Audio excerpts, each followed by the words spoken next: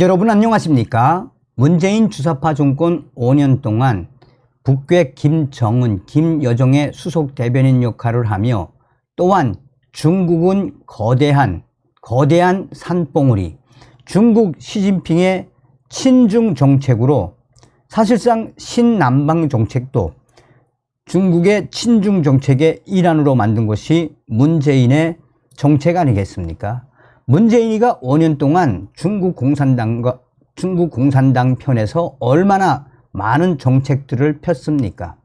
사실상 내년 대한민국의 총선이고, 총선은 중국 공산당과의 싸움, 또한 북한 공산당과의 싸움이라고 해도 과언이 아니죠. 사실상 더불어민주당의 기전은 친북, 친중 아니겠습니까? 그러니 내년 총선은 더불어공산당 같은 민주당과 북한, 중국 공산당과의 싸움이다라고 해도 과언이 아니죠.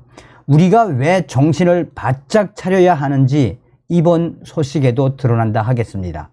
국내 중국산 기상 장비에서 스파이 칩이 처음으로 발견됐으며 선관위 장비도 이미 뚫렸다라는 소식. 중국산 기상 장비에서 스파이 칩이 처음으로 발견됐다라고 채널A가 강조했죠. 이번 기회에 2020년 총선 등 선관위 투 개표 시스템 네트워크에 쓰인 중국산 화웨이 장비도 전수조사해봐야 한다라는 여론이 들끓고 있습니다. 우리나라에서 사용되고 있는 중국산 기상 장비에서 스파이 칩, 해킹 장비, 스파이 칩이 발견돼 지금 충격을 주고 있습니다. 채널A는 보도를 통해 국가정보원이 최근 국내 공공기관의 기상 관측 장비에서 무선으로 도감청이나 해킹이 가능한 백도어를 발견했다라고 전했습니다. 백도어란 악성 코드가 담긴 스파이 칩을 심어 원격으로 정보를 빼내는 것으로 심각한 위법이며 국가 간 있어서는 안 될 선을 넘는 행위입니다. 그동안 선관위 네트워크 장비를 비롯한 중국산 소프트웨어나 네트워크에서 백도어 위협이 제기된 적은 있지만 일반 하드웨어 장비에서 발견된 것은 이번이 처음입니다. 국내 기상 장비에서 이 중국의 스파이 칩이 발견된 이 소식은 지금 빠르게 확산되고 있습니다.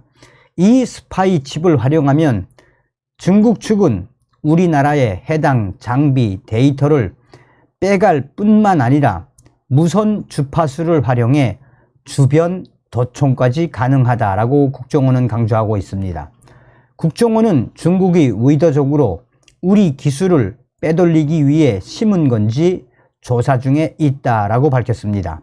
문제는 중국이 민간 영역이 아닌 우리나라 국가기관의 장비에 스파이 칩을 심어 놓았다는 점입니다.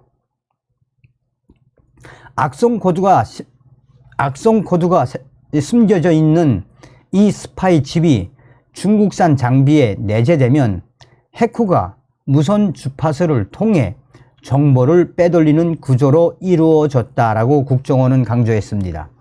현재 국정원은 왜 기상 관측 장비에 스파이 칩을 숨겨놨는지 그 배경도 조사 중인 것으로 알려지고 있습니다.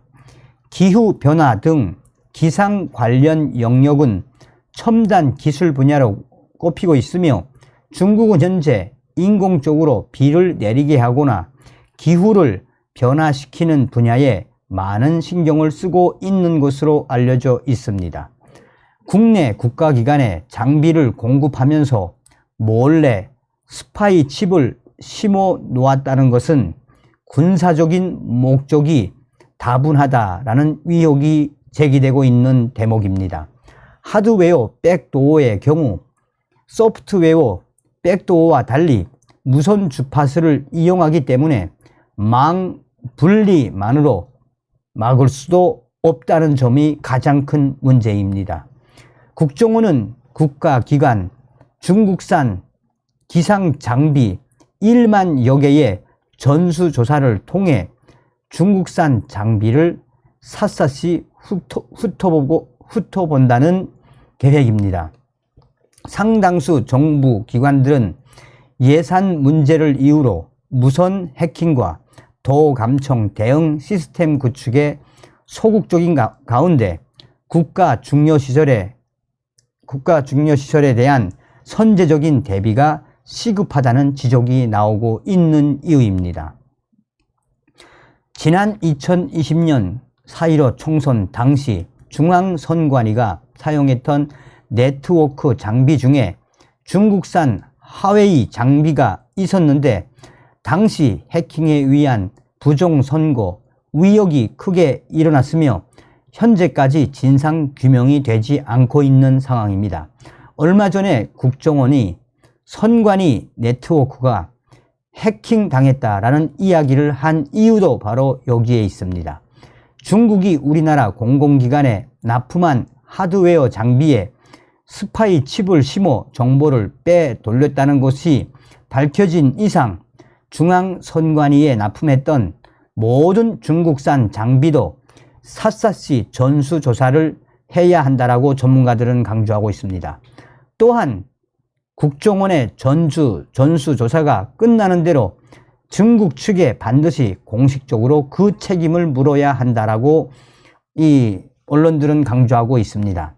사실상 중앙선관위의 네트워크 장비, 중국산 화웨이도 뚫렸던 그 충격적인 사건은 지금도 이 재판부에서 미루고 있지요.